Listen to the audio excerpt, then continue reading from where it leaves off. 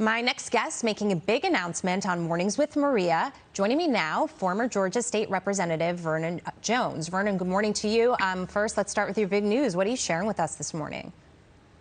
Well, you know, I have been contemplating and going across Georgia, talking to Georgians, seeing what's going on, how they're feeling, hearing a lot about election integrity, wanting someone to stand up and fight for them. They feel as though the current government has failed them. We've lost 2 U.S. senators. We've lost the president's election in Georgia, as well as Major League Baseball. And again, it's due to a failure of leadership. And so I am very seriously now considering. I'll be making an announcement very, very shortly.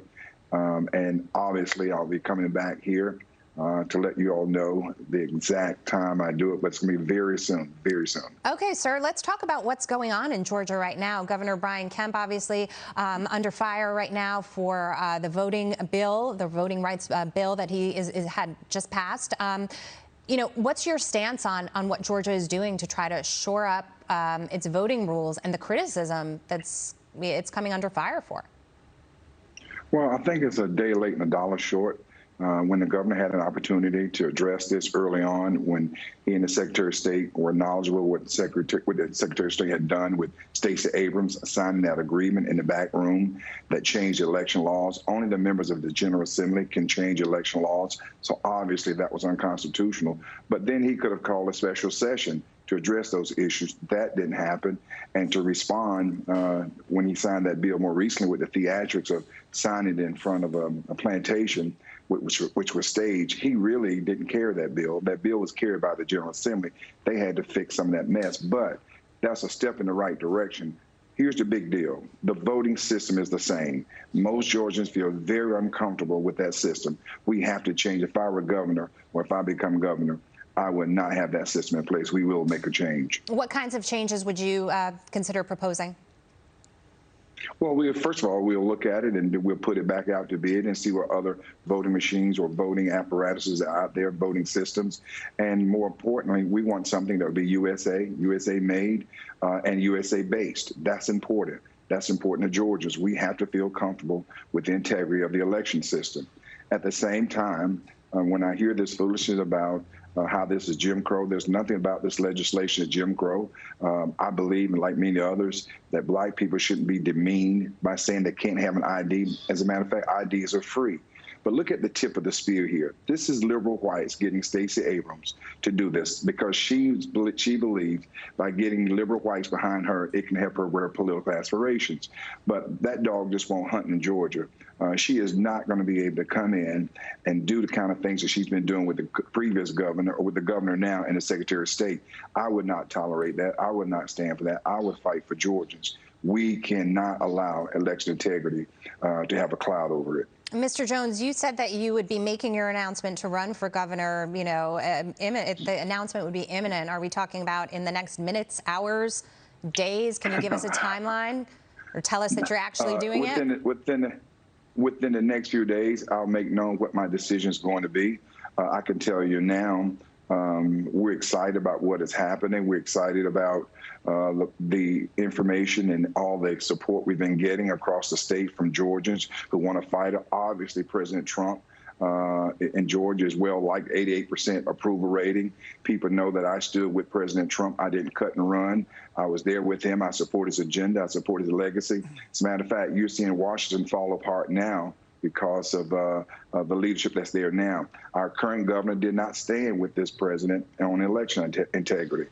And to try to get back in good graces with this president, I don't think it's going to happen. So very soon we'll be making our final decision, and you'll be the first to know about it, I can tell you that. Well, this is interesting because President Trump's sentiment is that perhaps the Georgia bill didn't go far enough, but it sounds like you would want to propose new legislation, as you said, that would overhaul the system and perhaps go, because you did just say that the system before wasn't appropriate for your constituents. So just give me a sense of what that would look like.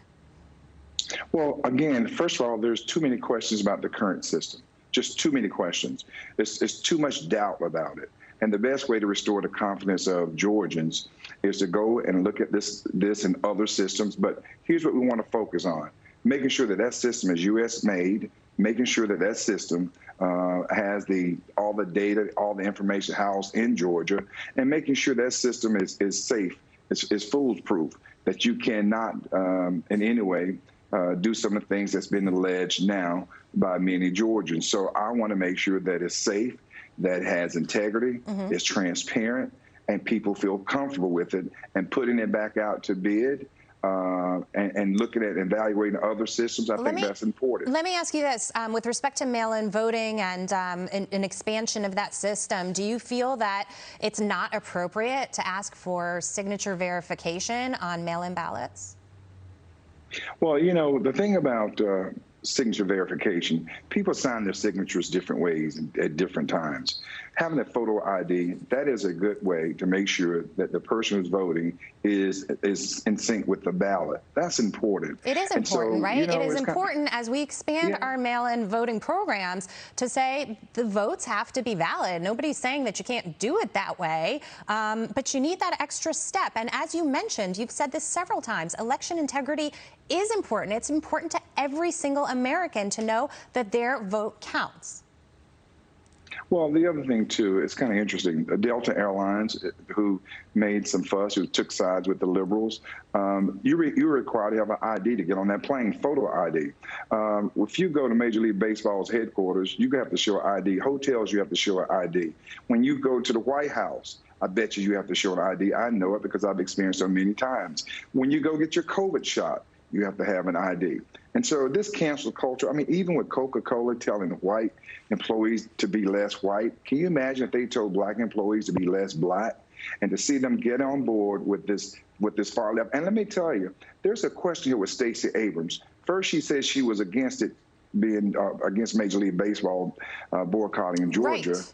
But then I'm hearing that she's actually talked to someone there. And at the same time, there's discussions about her and Joe Biden not only talking to the commissioner, but also threatening them with labor unions, that they would go and get the union involved and create havoc for them. So looks like baseball may be putting profit motives over election integrity. But again, the tip of the spear here is a set of twins, Joe Crow Biden and Stacey Abrams. Okay. There's going to be more of a fallout from that. I can tell you that. And we will certainly keep our eyes on it. Vernon Jones, great to speak to you this morning. Thank you so much for your time, and we will have you back on very soon. You better. All right. Thank you so much.